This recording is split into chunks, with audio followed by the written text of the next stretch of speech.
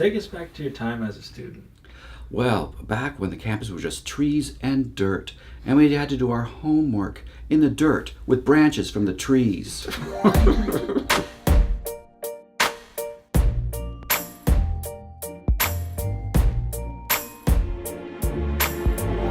How did I get the gig?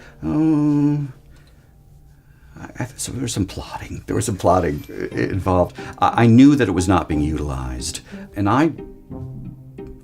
okay, I'll tell you the real story.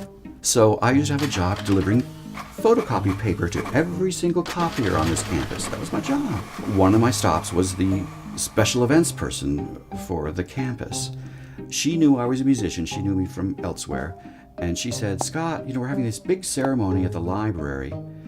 It's being renamed the University Library. And she said, we want music. What should we do?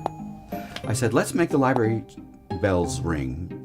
So I borrowed a key to the roof using her name. And I kept the key.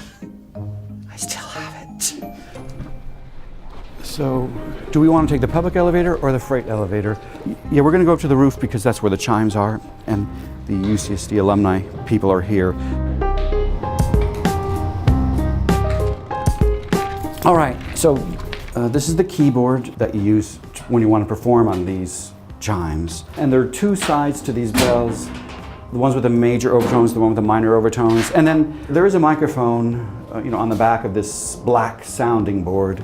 And this Massaro Carillon company, which is in Escondido, they file it down in certain spots to create that overtone series that are needed for it to sound like an old world Carillon bell.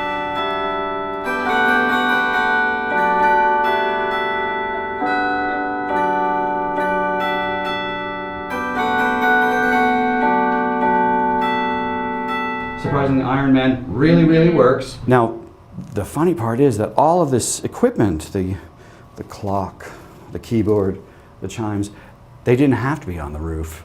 They could have been in the basement. All that needed to be on the roof were the speakers pointing out, but someone just had an overly romantic notion of a clock tower and chimes, and they're all up here. And I think it's cool that they're up here. If it were anywhere else, people would say, get that out of my way, so it's just as well. For that kind of instrument, anyone who plays a keyboard instrument can go up there. It is just a keyboard. But that's because it's a modern electronic carillon with a little keyboard.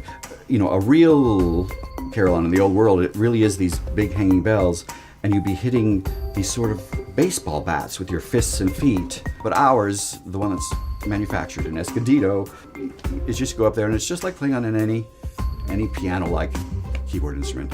With those limitations, there's no such thing as a short note. There's no such thing as a soft note. Everything is a loud, long note.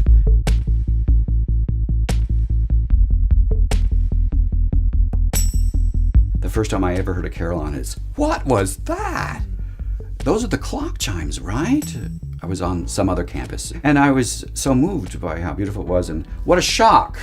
And it was one of those mornings at 7 a.m. and there was snow on the ground and nobody was awake yet. That's kind of what I think of when I'm involved with that carillon. I'm playing it as like, oh, someone's going to be surprised by this. It's so great to surprise people beyond that warning song. And, I just remember how magical it was for me to be surprised by the chiming. And that's why it's so much fun for me to be involved with that instrument.